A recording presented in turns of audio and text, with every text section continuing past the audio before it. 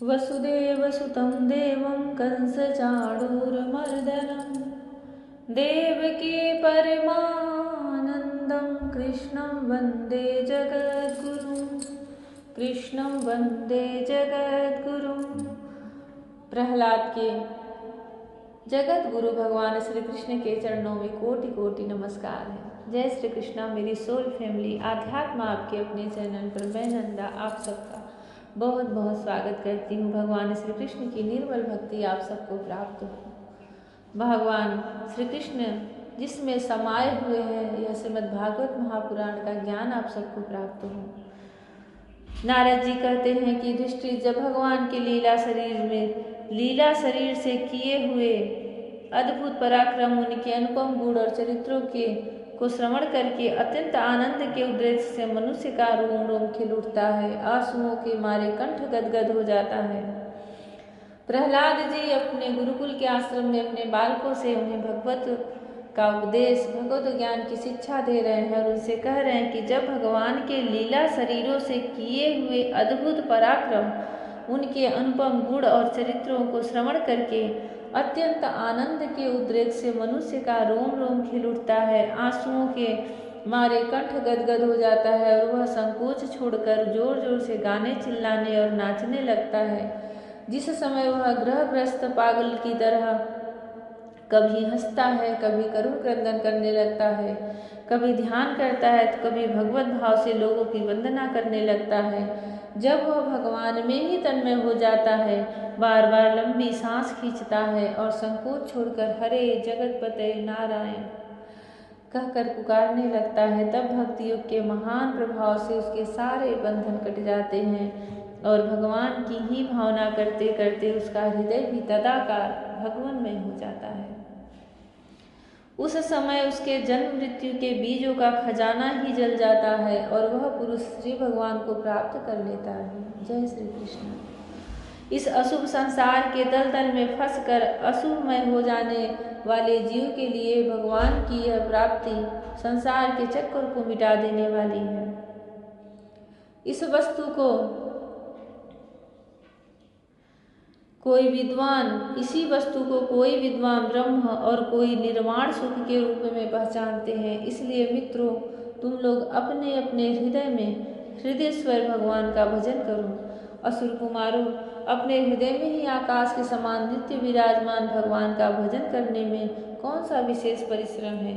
वे समान रूप से समस्त प्राणियों के अत्यंत प्रेमी मित्र हैं और तो क्या अपने आत्मा ही हैं।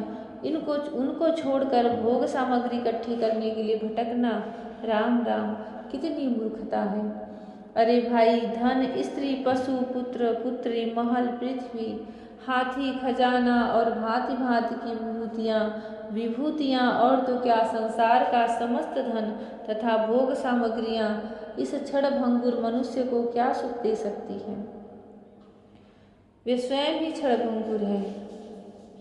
जैसे इस लोक की संपत्ति प्रत्यक्ष ही नाशवान है, वैसे ही यज्ञों से प्राप्त होने वाले स्वर्गादि लोक भी नाशवान और अपेक्षिक हैं।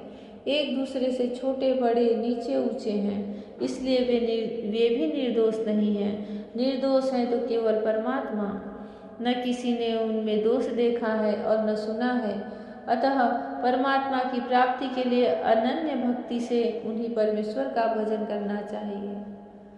क्षण भंगुर जीवन की कलियां कल प्रात को खिले ना खिले, मलयाचल नील सुगंध समीर इसे फिर से मिले ना मिले, कली काल कुठार लिए फिरता तनु को मलवार झीले ना झीले, भजले हरि नाम हरि रसना, भजले हरि नाम हरि रसना, फिर अंत समय में हिले ना हिले।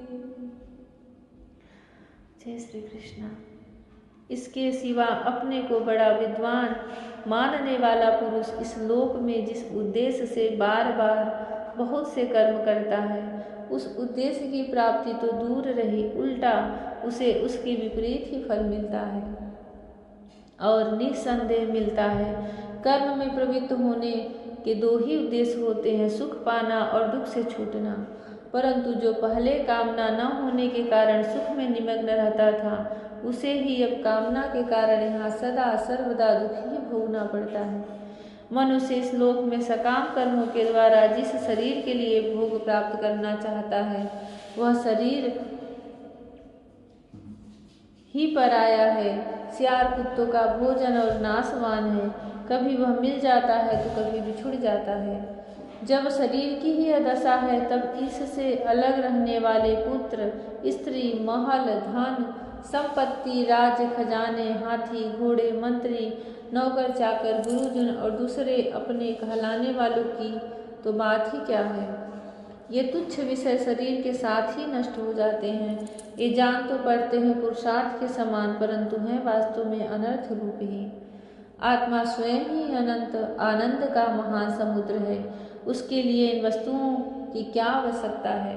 भाइयों, तनिक विचार तो करो। जो जीव गर्भाधान से लेकर मृत्यु पर्यंत सभी अवस्थाओं में अपने कर्मों के अधीन होकर क्लेश ही क्लेश भोगता है, उसका इस संसार में स्वार्थ ही क्या है।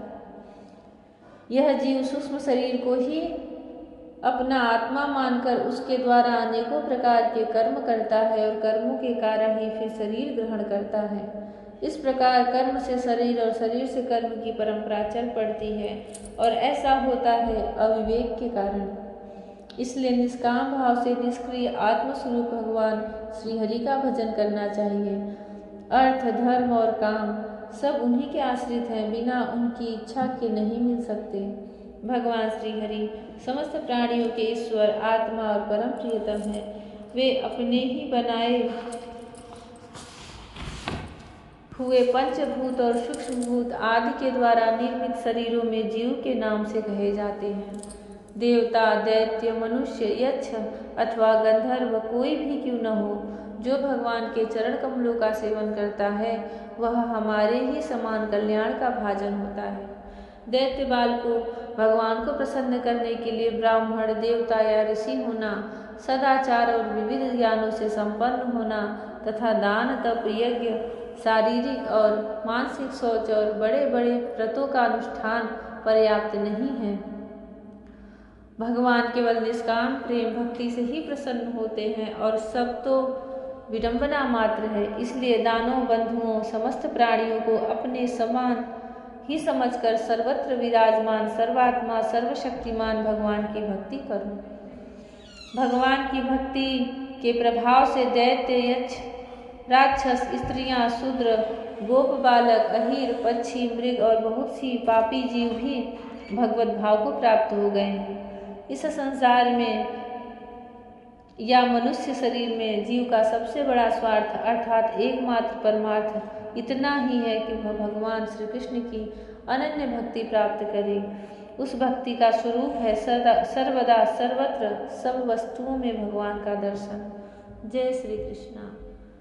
भगवान श्री कृष्ण को उठते, बैठते, चलते, सोते, जागते हर समय उनके नामों का स्मरण करते रहें। जीव को जब इस चीज की उसके जिह्वा की आदत हो जाती है, भगवान का श्री नाम जीव के जिह्वा पर जब नर्तन करने लगता है, समझ लीजिए उसके कई जन्मों के पापों का, प्रारब्धों का अंत हो गया है। बड़ी ही दुर्लभ स्थिति होती है जब जीव मनुष्य भगवानमय हो जाता है। हाँ कृष्ण करके वह भगवान को कहीं भी पुकार बैठता है। भगवान श्री कृष्ण सबको अनन्य भक्ति प्रदान करे, माधुर्य भक्ति प्रदान करे, अपना आलिंगन प्रदान करे, अपना स्पर्श प्रदान करे, अपनी बंसी की वह धुन हमें सुनाए। राधा रानी हम सब पर अपनी करुणा बरसाए। जय श्री कृष्ण। राधे राधे। जय श्री कृष्ण। हरि ओम।